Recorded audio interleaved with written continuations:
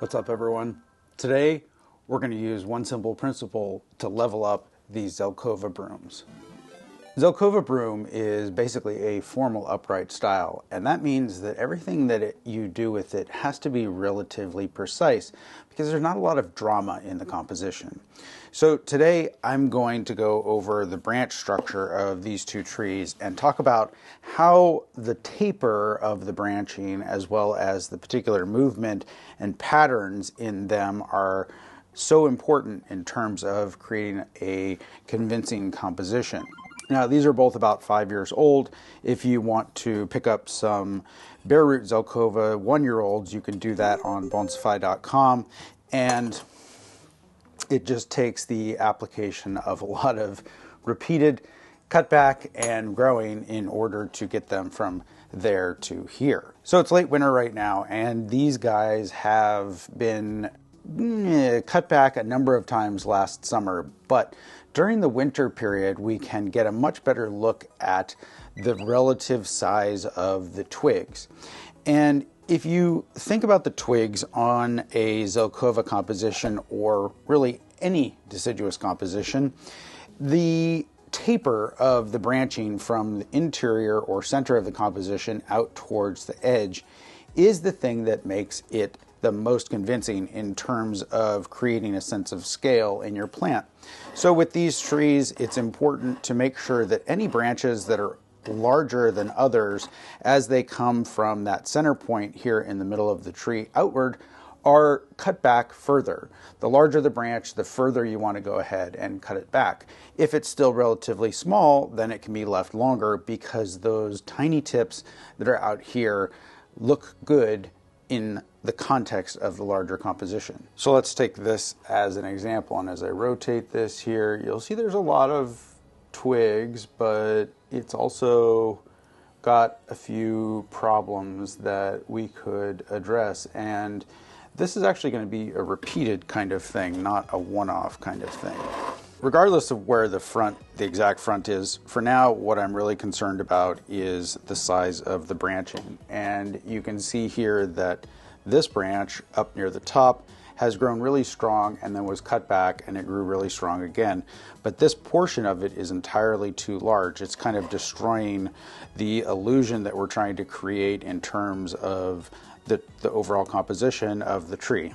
So I'm going to go ahead and cut it back. And in this case, because it's quite large, I'm going to cut it back pretty far. I might actually go ahead and cut it back even further in a minute. All right, and with that one out of the way, the next one that grabs my eye is this guy right here. So same thing as with the other one, I'm going to go ahead and give it a pretty good snip here. There are two small branches here that seem to be good replacements in terms of that larger size wood. So now if I spin it back around here and look again at this point, it still looks a little bit too big for how far out it is. So I'm going to go ahead and cut it back to the more interior branch. So those were the two largest ones that are up here, but as you kind of like visually explore this tree, you can see that there are some more sort of medium-sized ones here that are kind of high up and large. So if I take a look at this one, the twigs that are around it are definitely smaller, and so I want to take that back to continue making the tree look as delicate as possible as it moves outward from the center.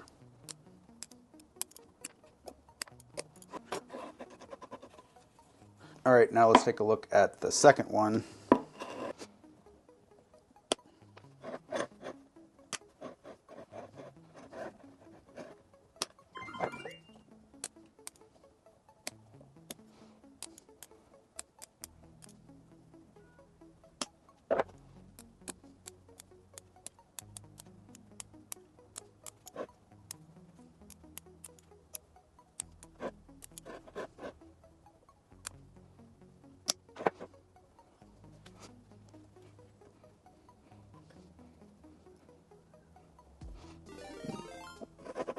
All right, so reiterating, the simple principle basically is that the farther a branch is away from the center of the composition, the smaller it has to be.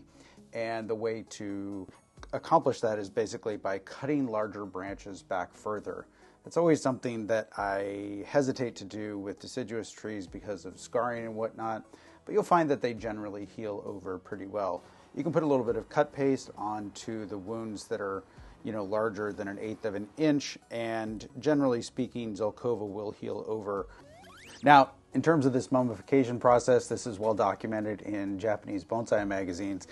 I always find it kind of funny, but what it is basically is a 10-second way to accomplish the same thing that you would by wiring the entire tree branch by branch, and that is that we're trying to move all of the branches upward and inward a little bit as opposed to downward and inward in the pattern that you would use on a conifer. And what this does is during the wintertime, we kind of clump everything together, and then as the trees begin to leaf out in spring, I would just take this wire off and relax all the branches. The result will be a slight change in the angle of the branches and a little bit more harmony in the composition. Now let me set these two mummies aside and address what may be the elephant in the room for you. So maybe you're saying, well, that's not really a broom style tree because there are branches coming from lower on the trunk and further up on the trunk. But in my mind, there is sort of a continuum of ways that the trees are structured, and I prefer a little bit looser style than the style that is just a single cut point with every branch radiating from that exact point. That said, the further you get away from it, the closer you are to an informal upright. And with this 5-year-old tree versus this 15-year-old tree, we can see that in cases where not all of the branching comes from one exact place, you can still get a reasonably nice composition. I've actually been putting off for a long time doing this same process to this tree. Maybe it's because it's one of the more mature looking Zelkovas that I have, and if I cut it back, I'm worried that it's not going to look as mature as it does right now. I'm going to set aside that fear and go ahead and cut it anyway. So before I do anything else, I'm just going to give this like a little bit of a spin here so you can kind of appreciate. From the front, which is what you started looking at, it's pretty symmetrical, but then here from the right side, it's kind of leaning forward, and the back here is a little bit too compact, more like an informal upright. From the back it looks okay, and again from the side it looks a little bit odd. So I think this is just my lack of broader experience with long-term creation and maintenance of broom styles, particularly since this was the first one I ever created and is still the oldest one that I have. So putting into place the same principles that we discussed on the younger trees, essentially what I need to do is go through and identify places where twigs that are larger are further out in the composition, and also places where there is less regularity in terms of the angles of how branches move. So some of these branches, particularly on the lower section, are going down when usually Zelkova go at least sideways, if not up. And so I'm going to kind of remove maybe some of the low branches, but I'm going to take a few minutes to think about it. I want to say that each one of these cuts actually really pains me, but I know it'll be fine.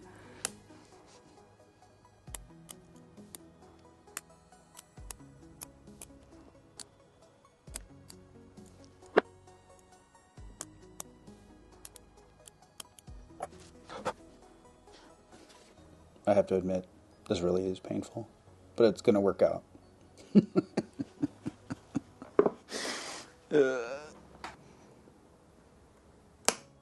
Ooh, that really hurt.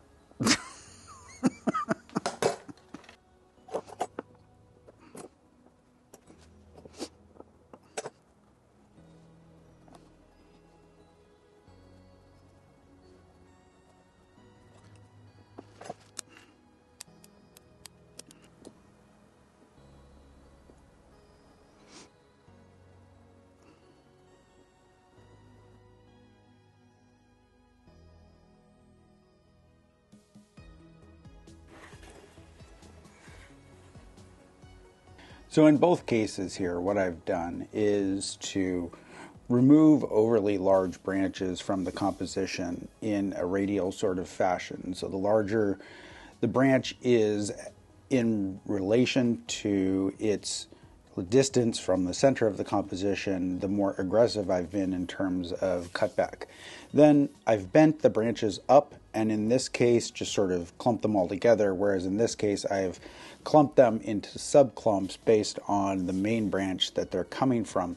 That's to minimize the number of crossing branches and just sort of get everything going in a similar direction. Once the trees start to leaf out, I'll just take all of this wire back off and revisit it either the first time I defoliate them or next year.